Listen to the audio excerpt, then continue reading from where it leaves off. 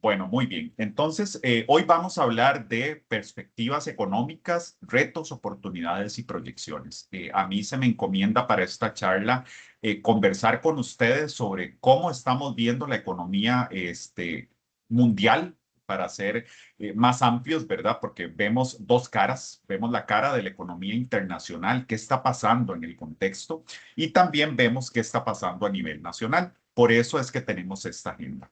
Primero vamos a hablar de ese panorama internacional. ¿Qué está pasando, por ejemplo, con el estrecho de Hormuz? ¿Cómo esto tiene implicaciones sobre los precios del petróleo, etcétera, etcétera? En el panorama nacional vamos a hablar de esas principales variables que en economía llamamos macroeconómicas, ¿verdad? Esos precios, macroprecios como el tipo de cambio, la inflación, las tasas de interés que a todos y todas nos afectan en nuestro diario vivir. Entonces, dicho esto, permítanme empezar hablando del el panorama internacional. Voy a empezar hablando de una variable que es determinante de cómo vaya a evolucionar, pues sí, la economía mundial, pero también la economía costarricense. Cómo se mueva ese dinamismo económico, esa producción de bienes y servicios en el mundo, al final de cuentas dicta mucho de qué sucede con Costa Rica. ¿Por qué? Porque nosotros somos una economía que llamamos una economía pequeña y abierta, que depende muchísimo del comercio internacional. Aquí tenemos ese panorama general. Ven ustedes en la línea azul más oscura lo que sería el panorama de crecimiento a nivel mundial. ¿Qué notamos? Que el 2026 se desacelera un poquito el crecimiento. Es poco lo que se puede apreciar en la línea, ¿verdad? Es una tendencia a la baja, pero no tan pronunciada, pero sí es una señal de alerta, ¿verdad? Es una señal de alerta porque ya sería como un retroceso después de una recuperación que veníamos teniendo hasta cierto punto tras la pandemia del COVID, tras un choque inflacionario. Entonces aquí nos marca una señal de preocupación y como ustedes van a ver, esa desaceleración en gran medida está explicada por la incertidumbre internacional que estamos viviendo. Resaltamos también el crecimiento de nuestro principal socio comercial, los Estados Unidos, en la línea negra, que más bien tuvo un año 2024 e incluso 2025 un tanto complejo, ¿verdad? Sabemos que Estados Unidos ha estado en medio y, por qué no decirlo, ha generado tensiones geopolíticas que le han cobrado la factura. Y para este 2026 se espera un leve repunte, pero es bastante leve en términos de de la economía de China. ¿Y por qué China? Porque es una economía muy grande, una economía que crece a muy buen ritmo, también se desacelera. Con la diferencia de que, como ustedes pueden ver en términos generales, China crece más arriba que, mucho más que los Estados Unidos e incluso más que el promedio mundial. Es más, podríamos decir que China, por su tamaño y por su crecimiento tan destacado, nos lleva el promedio mundial un poco hacia el alza. Eso es lo que podríamos ver en términos globales en cuanto a crecimiento económico. Ahora hablemos de la inflación y tal vez es importante para las personas que en su diario vivir no utilizan estos términos entender qué es. La inflación al final es el comportamiento de los precios, el comportamiento de los precios de los bienes y servicios que más se consumen en una economía. Entonces, nosotros medimos una inflación en cada economía. De hecho, es una medición más pensada originalmente para una cesta de bienes y servicios, ¿verdad? De consumo en las economías, pero también hacemos cálculos globales de cómo se mueven en Bueno, conjunto los precios en esas cestas de bienes y servicios. ¿Qué bueno, es lo que observamos? Que tenemos en países como China un leve crecimiento en la inflación. Vean que se mantiene muy cerca de la línea del cero, ¿verdad? Los precios de los bienes y servicios crecen muy poco. Y tenemos un Estados Unidos ¿qué pasó? Que se vio enfrente de un choque inflacionario, un crecimiento en los precios muy marcado, que fue en el año 2021 o 2022 y que luego se empiezan a desacelerar. ¿Qué ha pasado sí en los últimos meses en el 2026? Que se empieza a dar como una tendencia al cambio, donde más bien los precios en la economía estadounidense empiezan a acelerarse de nuevo, por lo que está pasando a nivel mundial y particularmente por lo que está pasando en el Estrecho de Hormuz, que ahorita vamos a hablar un poquito más a profundidad sobre esto, pero en resumen, lo que ha sucedido es que una de las principales rutas de tránsito de el petróleo y de otros bienes y servicios también, pero en particular el petróleo, se ha visto cerrado total o parcialmente, y eso mete presiones en los precios de los combustibles, de otros bienes y servicios, y por supuesto que eso las economías lo sufren, porque en general somos economías que dependemos mucho del intercambio comercial. Estados Unidos no es la excepción, la economía mundial no es la excepción, y por eso es que ya esa tendencia que veíamos a la baja en los precios está cambiando. Todavía no se refleja en los gráficos, en las proyecciones, pero si ya nosotras incorporáramos aquí el año 2027 como una proyección, veríamos que esa tendencia definitivamente está cambiando. Estos son datos del FMI. No hay datos más recientes a estos publicados, pero es de esperar que en la próxima publicación ya veamos esa tendencia de proyección al alza en los precios de la economía. Un crecimiento en los precios generalizado, incluidas estas dos principales economías del mundo, como son los Estados Unidos y China. Muy bien, hablemos de las tasas de interés. Vean que todavía a nivel mundial hay una tendencia desde el año 2024 a reducir las tasas de interés. Primero, las tasas suben y suben de manera significativa. Vean que del 2021 al 2024 es una tendencia creciente, y esto en gran medida se hizo para neutralizar el crecimiento en los precios. Aquí es importante para entender por qué las tasas de interés y los precios están relacionados.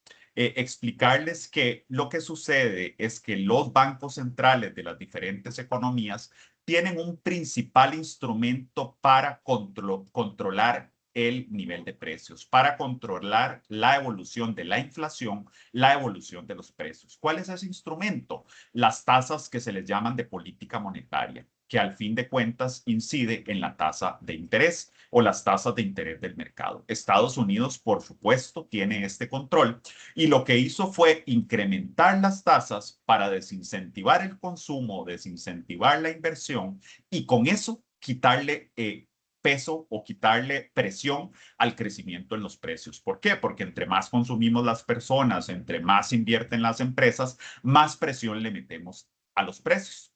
Estados Unidos tuvo que tomar esta medida, que por supuesto no es positiva en cierta parte. No es positiva en la línea de que ralentiza el crecimiento económico, ¿verdad? Lo reduce. Pero los bancos centrales tienen muy claro que hay que mantener un equilibrio. Si ocupamos crecer, pero que eso no se traduzca en crecimientos de precios que nos jueguen en contra como economía. Ya después del 2024 se empieza a dar una reducción en los precios de la economía, que ustedes pueden ver es una tendencia sostenida, pero no estamos seguros de que eso no vaya a cambiar. De nuevo, como les decía en la diapositiva anterior, si van a subir los precios, los bancos centrales tienen que tomar medidas, y las medidas muy probablemente, la número uno es incrementemos la tasa de política monetaria, y por ende las tasas del mercado siguen esa tendencia. Y ahí es donde podría, si la inflación nos presiona, que las tasas de interés vuelvan a subir. Una cosa que hoy no podemos pronosticar con toda certeza, pero preliminarmente eso es lo que las calificadoras, las compañías y especialistas dedicados a este tipo de pronósticos están y estamos en el país esperando. Muy bien. Ahora, la pregunta es, ¿qué hay detrás de estos comportamientos? ¿Qué hay detrás de esta volatilidad, como llamamos? Esos cambios en los precios, esos cambios en el crecimiento económico. ¿Por qué hablamos de una cierta desaceleración con crecimiento en los precios? Una cosa que, por cierto, no es muy consecuente, porque de nuevo, cuando se consume más, cuando se invierte más, es cuando aumentan los precios. Pero pueden haber factores exógenos, en este caso, o externos, es otra forma de decirlo, como es el cierre de un estrecho de Hormuz, o como son estos conflictos geopolíticos que estamos viviendo, dos guerras en dos continentes en este momento, que generan incertidumbre. Y la incertidumbre nunca es buena para la economía. La incertidumbre genera que las personas, las empresas consuman menos, inviertan menos, Y a su vez, el hecho de que se cierre algo como el estrecho de Hormuz, el hecho de que productores importantes de granos o de combustibles produzcan menos por estar en guerra, también genera presiones sobre los precios. Entonces vean que ahí tenemos un fenómeno no deseado. Se nos desacelera la economía, pero los precios crecen. Y eso está explicado en gran medida por esto que estamos viendo en pantalla, este reflejo de esos conflictos geopolíticos y de ese cierre del estrecho de Hormuz, que no deja de estar relacionado con el conflicto geopolítico que hay en este momento y que nos ha llevado a esta situación, de nuevo, de desaceleración de la economía, desaceleración del crecimiento económico y de más bien presiones sobre los precios de la economía. Este índice es muy llamativo porque ustedes pueden ver que incluso eventos muy importantes para la sociedad, como fue la pandemia del coronavirus, ni siquiera se acercan a los niveles de incertidumbre que han causado otros eventos como las elecciones de los Estados Unidos y la llegada de Donald Trump al poder.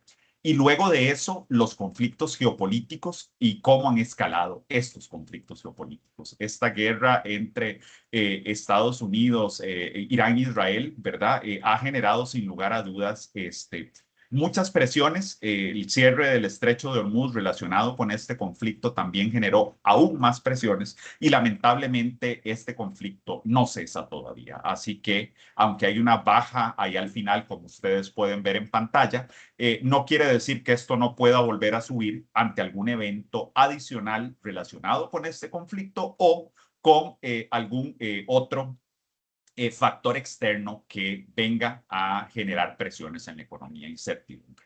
Muy bien, aquí hablamos de algo que nos afecta a ustedes, a mí y en el día a día, y es los precios del petróleo. En Costa Rica ya hemos empezado a ver este aumento que ustedes observan desde el año, disculpen, desde el año 2025. Desde el año 2025 cambió la tendencia en los precios del petróleo, una tendencia al alza, una tendencia que, por cierto, valga aclarar, sigue durante el año 2026 y que en mayo de este año alcanza un pico máximo. Ya para junio hubo una leve disminución y lo que nos dicen los expertos en el mercado del petróleo es que esperaríamos que después de un pico en este 2026 empiecen a bajar gradualmente.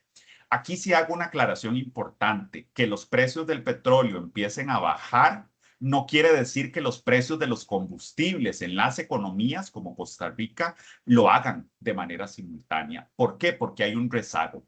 En los precios del petróleo empezaron a subir y fue meses después que se vieron reflejados en las facturas del consumo de combustible de las personas costarricenses. ¿Por qué? Porque, ¿qué pasa? Que esto hay un combustible, hay un petróleo que vamos utilizando, ¿verdad? O reservas de combustible en nuestro caso, que lo que hacemos es importarlo, que tenía los precios anteriores. Pero conforme van subiendo los precios del petróleo, se va haciendo un traslado, por así decirlo, de manera retardada. Entonces, nosotras todavía estamos viviendo en nuestros bolsillos los incrementos que ha tenido el petróleo en esa tendencia al alza que ustedes ven. Ahora, conforme empiece a bajar, lo que esperaríamos es que también nuestras facturas de combustible empiecen a reducirse, pero nos falta unos cuantos meses para llegar ahí, muy probablemente.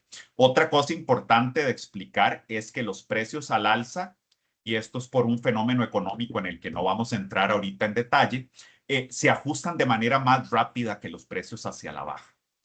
A la baja tarda más. A los mercados, a los consumidores, nos cuesta más adaptarnos a precios a la baja que a precios al alza. Al alza hay una respuesta inmediata. Recordemos que las empresas tienen más información, más capacidad de ajuste, así que suben los precios del petróleo, suben los precios relacionados con ese petróleo. A la baja no es tan sencillo. Una cuestión también a tener en cuenta. Muy bien. Ahora pasamos al panorama nacional y es muy pertinente tener de último esta diapositiva del petróleo, porque recordemos también que el petróleo es algo que conocemos como un precio ancla. ¿Qué quiere decir como un precio ancla? Que mucho de lo que ustedes y yo consumimos, llámese transporte, llámese alimentos, depende del precio del petróleo. ¿Por qué? Porque en el caso de los combustibles, clarísimo, ¿verdad? Son derivados del petróleo. En el caso del transporte también muy claro, ¿verdad? Los carros en este país en su mayoría se mueven con hidrocarburos, ¿verdad? Con gasolina particularmente. Entonces, clarísimo que suban los precios de la gasolina si sube el petróleo. Pero ¿qué pasa con los alimentos? ¿Qué pasa con otros productos del día a día?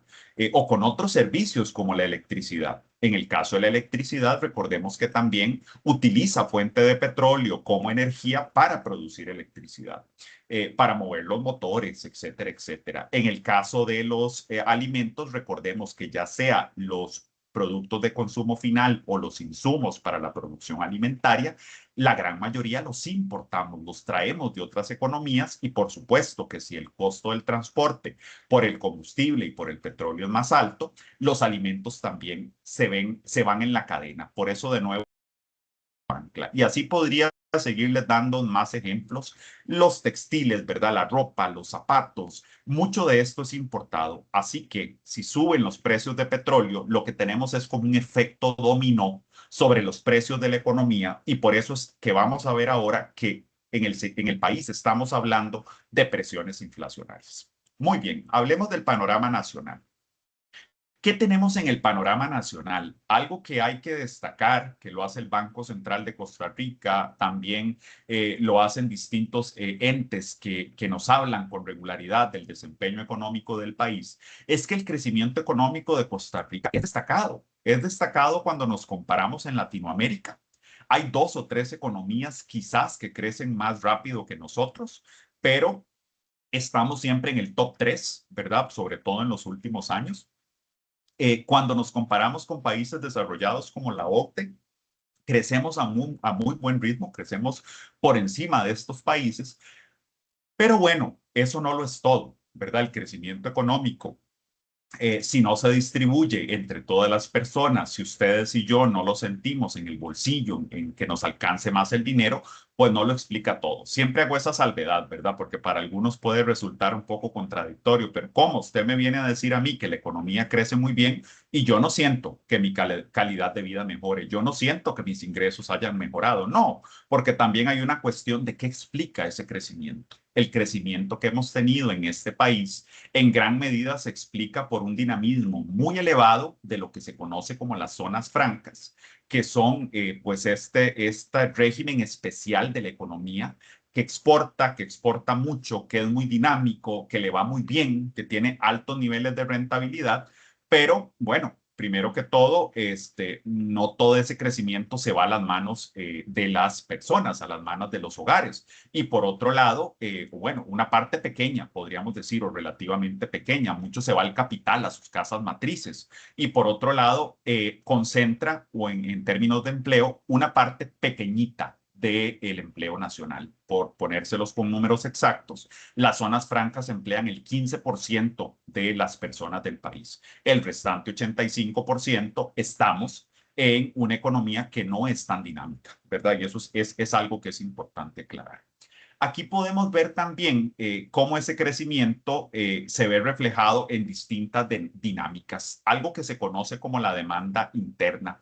Vean que la demanda interna del país, ¿qué es? La demanda interna es el consumo de los hogares, la demanda interna del país es la inversión, es el gasto del gobierno, ¿verdad? Eso para dejarlo en claro, es esa barra azul más oscura pues tiene sus altibajos, ¿verdad? Tuvimos un 2021 que crece mucho, pero eso se conoce como un efecto base.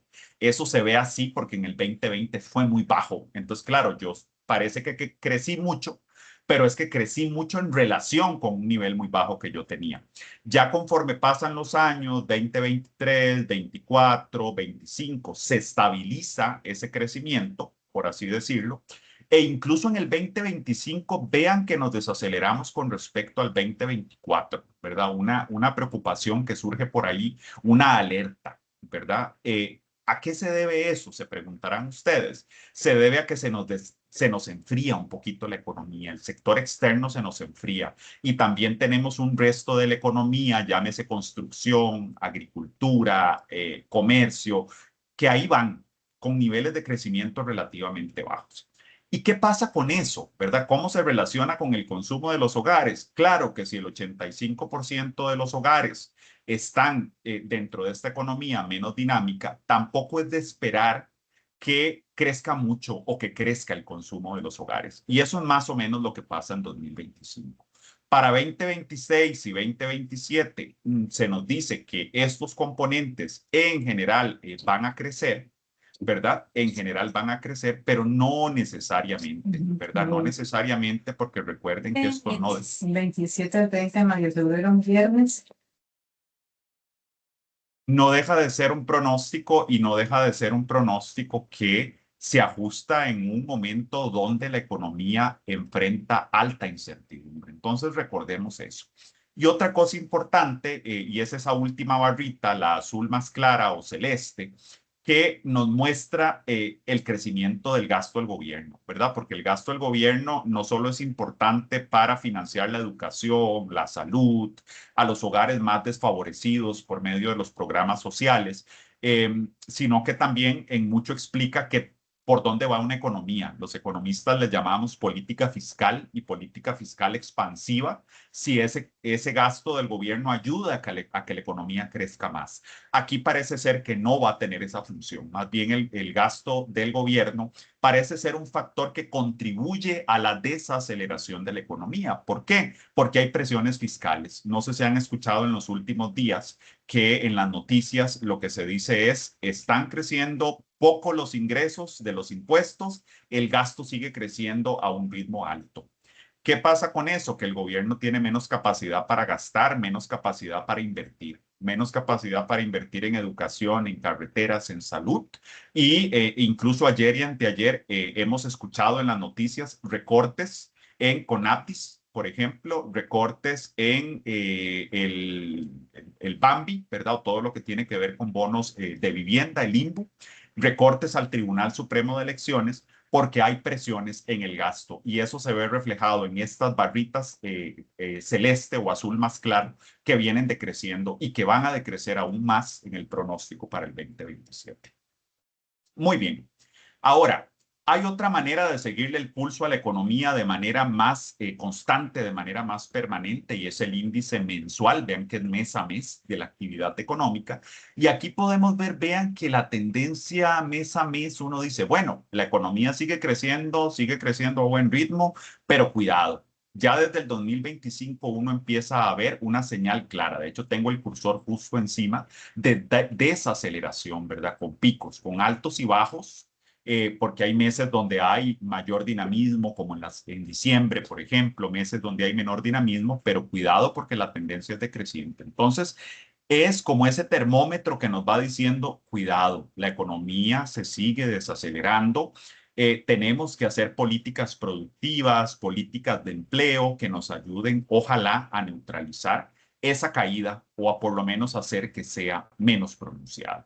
Ayer, por ejemplo, o anteayer, salía el informe del Instituto de Investigaciones en Ciencias Económicas y una vez más nos decía esa desaceleración en la economía también se asocia con otras cosas como la reducción o la desaceleración del empleo. El país sigue con tasas de ocupación de por sí más bajas a las prepandemia, ¿verdad? Menos personas de las que están, digamos, en capacidad o en disposición de trabajar efectivamente dentro del mercado laboral y se ha desacelerado más en el último año. El IICE lo demostraba. Además, nos dice en este informe, cuidado porque también las horas que trabajan las personas en promedio están disminuyendo. Entonces, son señales que nos preocupan. No solo la desaceleración de la economía, sino cómo se ve aparejado con una desmejora en el mercado laboral, recordando que al final de cuentas es el trabajo la principal fuente de ingreso de los hogares, particularmente en aquellos hogares de menores ingresos relativos o aquellos hogares más desfavorecidos. Muy bien. Aquí no me voy a detener muchísimo, solo quería hacer ver que la economía no es igualitica, ¿verdad? Como decimos popularmente, depende del sector donde yo me posicione. Veo panoramas muy distintos. Vean, por ejemplo, la construcción, que es esa línea negra. ¿Qué quiero reflejar ahí? Que es muy volátil, baja, sube, picos altísimos, caídas muy pronunciadas. Otro sector es el de transporte y almacenamiento. ¿Qué es esta caída tan pronunciada entre el 2020 y 2021 de esa línea azul? De la pandemia, ¿verdad? Transporte y almacenamiento, que depende tanto del turismo, que depende tanto del trasiego de bienes y servicios en la economía, cayó muy fuertemente. Luego se recupera, pero luego se estanca, ¿verdad? Y cuidado. Ese es uno de los que, aunque la economía, yo les decía antes, crece al 4%, este anda en el orden del cero, ¿verdad? No crece, básicamente se mantiene. Y si hablamos de la agricultura, que es la línea azul más oscura, vean que la agricultura igual se mantiene alrededor de cero y de hecho con periodos muy prolongados, no solo por la pandemia, sino que vean, por ejemplo, entre el 2022, 2023 y de nuevo en el 2025, donde la economía, la agricultura más bien decrece, ¿verdad? Entonces no es de sorprendernos que veamos marchas de las personas agricultoras, no es de sorprendernos que pues uno vaya a ciertos mercados como a la feria, quienes vamos a la feria y lleguemos y terminemos la feria y uno diga, bueno, son las 12 mediodía y todavía se ven bastante llenas en los puestos donde están en la feria y uno dice, claro, esta gente no le está pasando bien. Y con estos fenómenos climáticos que estamos viviendo, ahorita con el niño, con las sequías, lamentablemente el pronóstico para la agricultura no es bueno, ¿verdad? Entonces es una preocupación. Que crezcamos al 4% como economía no quiere decir que todos y todas estamos bien. Quienes están en construcción, quienes están en agricultura, quienes están en transporte y almacenamiento, vean que cierran el año 2025, 2026, ¿verdad? El cambio prácticamente decreciendo o en ceros, ¿verdad? Así que eso nos hace pensar también que no todos y todas tenemos acceso al crecimiento económico de la economía. Muy bien, hay otras industrias, ¿verdad? Hay algunas muy dinámicas. Vean que aquí más bien hablamos de las que crecen más. Yo ya les decía, la industria manufacturera, zona franca, ¿verdad? Les hablaba de la zona franca. La industria manufacturera muy dinámica es la que está en las zonas francas. Dispositivos médicos, microprocesadores. También sabemos que todo lo que es tecnología tiene buenos ritmos de crecimiento. Vean esa línea negra, edición, producción de contenidos, telecomunicaciones. Y bueno, los profesionales científicos y tecnológicos, esa línea azul más clara o celeste, como ustedes la identifiquen, que también pues tiene un crecimiento destacado. Pero eso sí, ojo, vean la industria manufacturera. Yo les hablé de un buen crecimiento en términos generales, pero vean que en el 2026 hay señales de desaceleración. Ya lo señala el Banco Central de Costa Rica, también el Instituto de Investigaciones en su último informe. Cuidado, se nos está desacelerando. Crece a muy buen ritmo, pero parece ser que esa incertidumbre internacional de lo que yo les hablaba al inicio está teniendo sus consecuencias. También se habla, ¿verdad? Y esto es algo que no se ha demostrado con total certeza, que la apreciación del colón, algo que les voy a mostrar más adelante, ¿verdad? Nuestros colones valen más en relación con el dólar, nos hace un país más caro, ¿verdad? Nos hace un país menos competitivo, está asociado con esto, y eso también podría estar afectando algunas industrias, entre ellas la manufacturera, el turismo, el agroexportador, por ejemplo. Muy bien. Actividades más bien menos dinámicas, pues muchas de las que ya les mencionaba, la agricultura, ¿verdad? Vemos una agricultura que crece poco o que no crece, ¿verdad? Muy pegado al cero, ¿verdad? Es esta línea azul más oscura que, como pueden ver, ha tenido caídas muy pronunciadas, bueno, y a lo largo de los últimos años, no solo por la pandemia, de nuevo, ¿verdad? Y ahí sigue apenas que va, que viene, pero en términos generales no crece. Eso es lo que puedo decirles con toda certeza. La administración pública y planes de seguridad no nos sorprende. Crece poco o no crece porque sabemos que ha habido pues una tendencia al recorte, ¿verdad? Al recorte en la contratación del gobierno, etcétera, etcétera. Y la electricidad, agua y servicios de saneamiento, pues también sabemos que pues ha enfrentado dificultades, ¿verdad? Hablamos mucho ahorita del ICE, de sus perspectivas, ¿verdad? Como la empresa que tiene al final el monopolio de la electricidad, el agua y todos los problemas que se están teniendo con las sequías que nos espera con el niño, etcétera, etcétera. Aquí hay presiones y bueno, es algo que como país tenemos que enfrentar. Muy bien, pasando propiamente a lo que sería la inflación en Costa Rica, ¿verdad? Ya trayéndolo más a nuestro contexto. ¿Qué podemos esperar de los precios de la economía?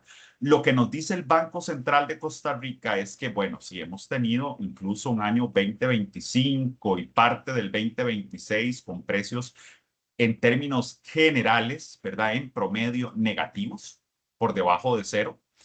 Los precios más bien disminuyen en promedio. Eso es lo que el Banco Central nos reporta con base en la medición del INEC.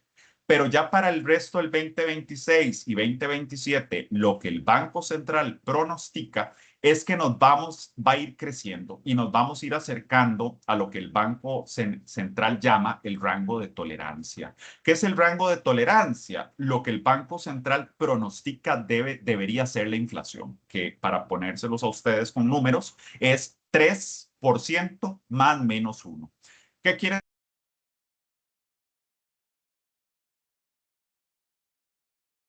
Un momento, profe, que lo han silenciado. Ya le abrimos. Gracias. Muy bien, para el 2027 lo que vamos a esperar es que nos acerquemos y nos introduzcamos dentro de ese rango de tolerancia. En términos sencillos, esperamos que los precios ya para lo que resta del 2026, más hacia el final del 2026 y 2027, vayan a ser ya positivos, ¿verdad? Y aquí te hago una diferenciación también importante. Yo no quiero generarles a ustedes tampoco mensajes erróneos. ¿Todos los precios de la economía han estado por debajo de cero? Es decir, decreciendo. No, en los alimentos no ha pasado esto a lo largo de todo este periodo. En el transporte ya no está pasando. Ustedes saben que los pasajes de bus ya están aumentando, ¿verdad? Y ya hay presiones desde los alimentos y del transporte a los precios de la economía.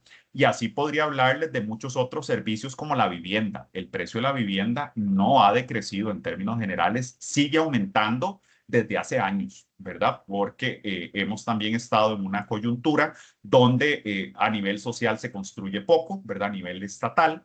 A nivel privado, la oferta crece, pero no es una oferta que sea para todos y todas. El grueso de la población no tiene mucha más oferta de vivienda y la demanda sigue, ¿verdad? La población sigue creciendo, lo que hace que los precios tengan presiones al alza en cuestiones muy importantes para los bolsillos de las personas, que son la vivienda, ahora el transporte con presiones y los alimentos, que de nuevo la tendencia ha sido a crecer en los últimos años.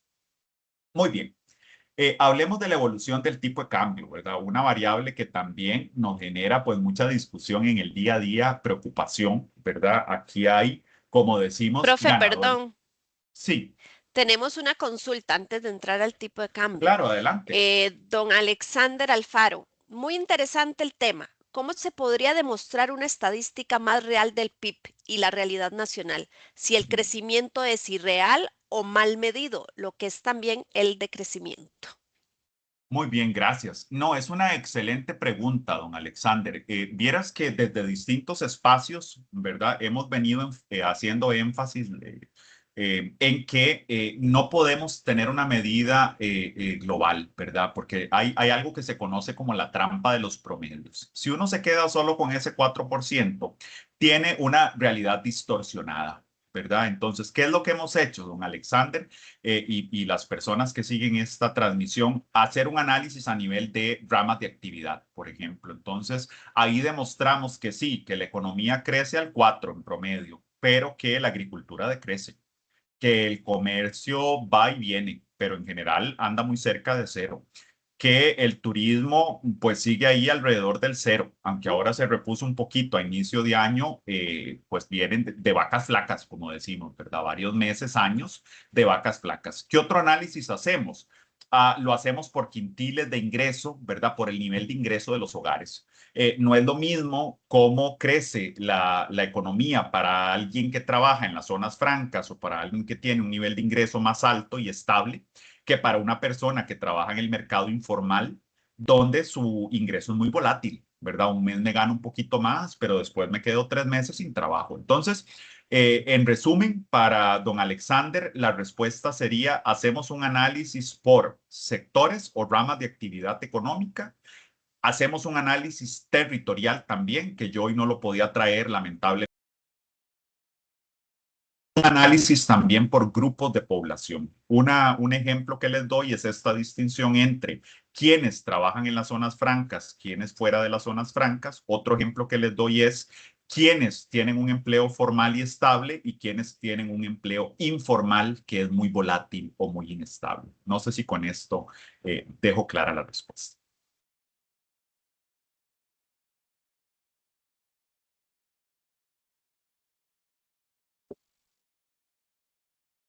Muy bien.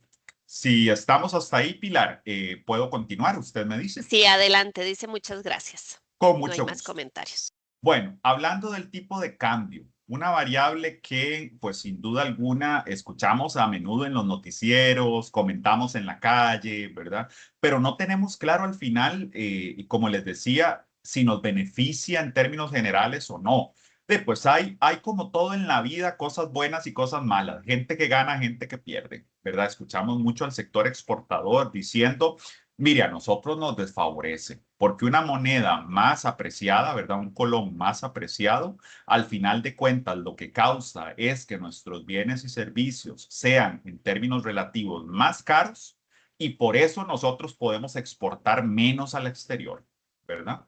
Pero por el lado de las importaciones, vean que es todo lo contrario. Más bien nuestros colones valen más. Entonces, cuando yo voy a comprar afuera algo, incluso ustedes y yo, una computadora, no sé, un viaje, si salimos del país, porque al final eso es una compra, ¿verdad? Compramos dólares para ir a viajar, nos rinde más el colón, ¿verdad? Nos rinden más esos colones que nos ganamos mes a mes. Entonces, como les decía, depende de quién uno le pregunte, le va a decir es bueno o es malo. La gran preocupación quizás es cuando ya alcanza niveles, ¿verdad? Y lo digo con toda transparencia, que ya uno dice, uff, no me lo esperaba, ¿verdad? 450, 448, niveles que no se alcanzaban en décadas, ¿verdad? Ya uno dice, eso como que no es lo usual en una economía pequeña como la costarricense. Entonces, y la preocupación no es que uno diga que es malo, la preocupación es que de verdad eso esté teniendo efectos en el sector exportador, que como yo les decía antes, es el principal motor de la economía y genera empleos y un sector exportador, digamos, como las zonas francas, sí se afecta, pero digamos que sí tienen margen para reponerse. Pero si afectamos a un sector como la agricultura o si desaceleramos a un sector como el turismo, que apenas se está recuperando de las vacas flacas, como les decía yo antes, hay preocupación. Entonces, esto amerita una discusión profunda, principalmente liderada por el Banco Central de Costa Rica y donde algunos otros organismos entes, pues participamos de alguna forma, ¿verdad?, en esas discusiones, para ver la incidencia que tiene en términos netos en la economía. Es algo que yo no les puedo responder con total certeza, sería irresponsable de mi parte. Es un tema que está en discusión y que quien tiene que llevar la batuta en esa discusión, sin lugar a dudas, es el Banco Central de Costa Rica. Yo sí les puedo decir, y esto es una opinión personal, ¿verdad? No quiero que piensen que de CAPEC ni de la Escuela de Economía, que a mí ya esos niveles tan bajos ya me han llegado a preocupar. Yo era uno de los que decía, de 500 no bajamos. Bueno, es más, yo decía, de 520 no bajamos. Y me tuve que autocorregir. De 510 no bajamos. Después de 500 y ya ahora mejor no digo nada, ¿verdad? Porque ha seguido bajando, aunque se revierte la tendencia hace unos días, yo no estaría tan convencido a cómo se ha comportado el mercado y con las presiones que hay a que esto vaya a ser un cambio ya permanente, por así decirlo. Sí nos dicen que hay una, en el gráfico de la derecha, que hay una expectativa de que crezca. Vean que esos son crecimientos porcentuales de 2,85 a 3 meses desde marzo, desde abril o desde mayo. En todos los meses uno dice, las encuestas y los análisis nos dicen, va a crecer el valor del tipo de cambio, va a depreciarse la moneda, va a tomar como el curso que uno espera en una economía pequeña. Pero, de nuevo, estos son pronósticos, esto puede cambiar. Y vean que igual, aunque cambie la tendencia en unos meses, vean que si hablamos de mayo, sería junio, julio, agosto. A agosto apenas crecería un 2,30%. Entonces agarramos y multiplicamos ese 4,50 y tanto, 4,60 por 2,30 y el crecimiento es relativamente pequeño en comparación con los niveles que teníamos hace 3 años en la economía, ¿verdad? Entonces es un tema a discutir. Muy bien. Pasemos a otra variable que son las tasas de interés. Y yo creo que esta la dejé de última, no es casualidad, porque estamos en una junta de ahorro y crédito, ¿verdad? Esa es una variable de la que hablamos en el día a día y que para efectos de la junta es muy importante, ¿verdad? ¿Qué ha pasado y qué podemos esperar? De nuevo, y esta historia no la voy a repetir en tanto detalle. Hubo presiones en la inflación, esas presiones en la inflación llevó al Banco Central de Costa Rica a aumentar su tasa de política monetaria. Pero luego esas presiones cesaron a partir del 2023, finales del 2022, y el Banco Central empieza a reducir esa tasa de política monetaria, específicamente en enero del 2023. Y vean que ahí ha ido gradualmente reduciendo esa tasa, eso sí, a un ritmo, vean que mucho menor que el crecimiento, vean que el crecimiento se ve súper empinado, el decrecimiento ha sido más gradual. Y por supuesto que ese decrecimiento en las tasas uno lo tiene que ver reflejado en el sistema financiero. Primero que todo en la tasa básica pasiva. Vean cómo esa tasa básica pasiva también tiene una tendencia decreciente. Nótese que hay una similitud en ese comportamiento, pero vean que es más achatada, ¿verdad? Es como más planita la tasa básica pasiva, ¿verdad? No responde con tanta fuerza. Entonces, ahí va respondiendo. Y aquí vienen los créditos, y es algo que ustedes y yo también nos preguntamos, bueno, ¿y eso qué quiere decir? Que mi crédito, como bajó la tasa básica pasiva o la tasa de política monetaria, ¿va a bajar la tasa que yo pago por mi crédito? No, no necesariamente. Vean que siempre hay una brecha, ¿verdad? E incluso cuando hablamos de un crédito como el automotriz, vean que la tendencia es como muy parecida. Aquí hay un pico, me paro en el 2023, hay un pico, luego hay un descenso muy marcado en la tasa básica pasiva en color negro, que es la referencia, como ustedes saben, de los créditos en colones, y cae de manera similar la línea azul, ¿verdad? La línea azul clarito, ¿verdad? La tasa promedio del crédito de vehículos en colones. Pero vean que hay un gap, ¿verdad? Vean que hay una brecha. Es diferente, ¿verdad? Es diferente no solo la manera en que cae, sino que hay un nivel más alto. ¿Por qué? Porque es tasa básica pasiva más unos puntos porcentuales de tasa de interés. Y además de eso, y aquí es donde quizás es más interesante la comparación, ¿qué pasa con vivienda? ¿Verdad? Cuando nos pasamos a vivienda, lo que podemos ver es que la tendencia no se parece tanto. Vean que cuando ustedes veían vehículos, se parece un montón cómo se comporta la línea celeste o azul oscura con la negra. Cuando ustedes se pasan a vivienda, sí se parece, pero es más achatado el comportamiento de vivienda. ¿Qué quiere decir eso? Que la vivienda responde en menor medida a la reducción de las tasas del sistema financiero. Y esto es algo que se ha estudiado, que el Banco Central lo resalta y que la gran pregunta que uno se hace es ¿por qué? Incluso vean que aquí al final se tiende casi que a estabilizar desde el año 2025, ¿verdad? Se tiende casi que a estabilizar las tasas en vivienda, aunque la tendencia en la tasa básica pasiva sigue siendo a la baja, ¿verdad? Entonces, es una diferencia no necesariamente en la tendencia, pero sí en la respuesta, en el grado de respuesta. La vivienda es más inflexible, las tasas de los créditos de vivienda son más inflexibles y por eso es que muchas veces esa alegría que teníamos de que baja la tasa de política monetaria, baja la tasa básica pasiva, decimos, uy, qué dicha, va a bajar la tasa de vivienda. Sí, pero en menor medida, ¿verdad? Entonces tengamos eso en cuenta. Es más inflexible, ¿verdad?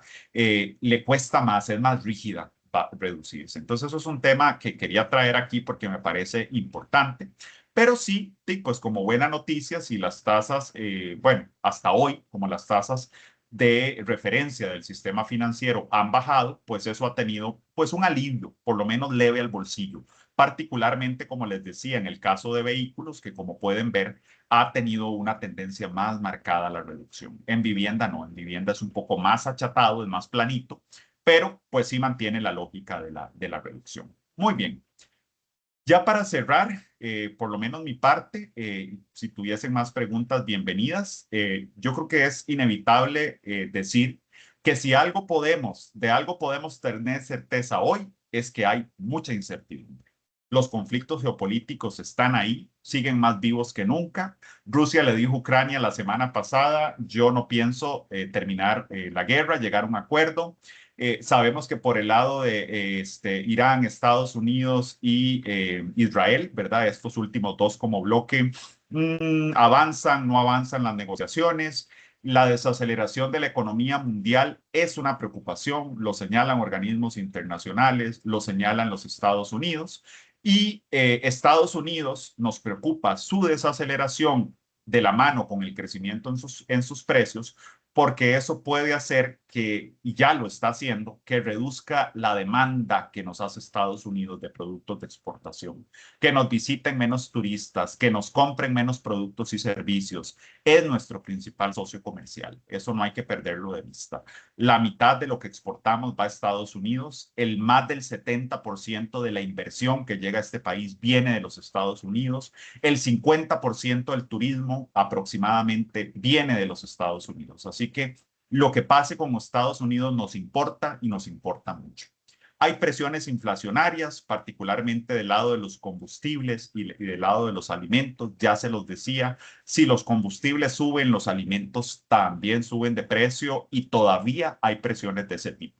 Ya hay un alivio en los últimos días, en el último mes, en particular en junio. Vean que llevamos muy poquito de junio, pero no sabemos si tampoco eso que llevamos se va a mantener, ¿verdad? Entonces, veremos qué pasa con los combustibles y a partir de ahí también veremos qué pasa con los precios de los alimentos. También en un fenómeno del Niño que nos mete presiones en la industria alimentaria, así que un par de temas a los que hay que prestarle atención.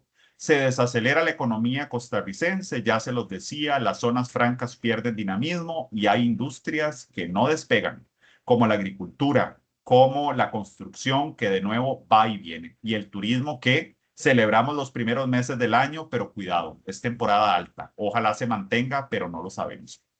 Ocupación laboral y horas trabajadas disminuyen, ¿verdad? Ya la ocupación laboral lo teníamos mapeado. Las horas trabajadas, el Instituto de Investigaciones recientemente nos lo dice. Cuidado, también hay reducción por aquí. No solo menos personas ocupadas, sino también en promedio se trabaja menos. Y eso sin duda alguna influye en nuestra capacidad de consumo, nuestra capacidad de compra. La colocación de crédito se desacelera. Esto nos dice el Banco Central de Costa Rica. Y importante decir que la tasa básica pasiva, la tasa de política monetaria, ¿verdad? Esta primera, la política monetaria, la que nos da el Banco Central, la tasa básica pasiva, como ustedes saben, ya un cálculo del sistema financiero, ¿verdad?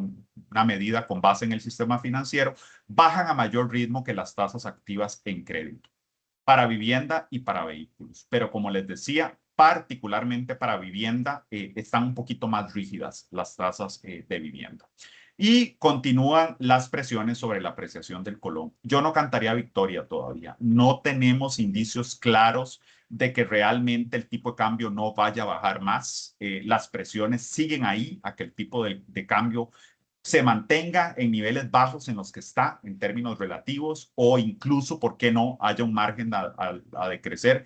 Yo esto no se los podría asegurar, ¿verdad? Yo creo que ningún economista responsable se los aseguraría. Es esperar. Es un contexto de mucha incertidumbre.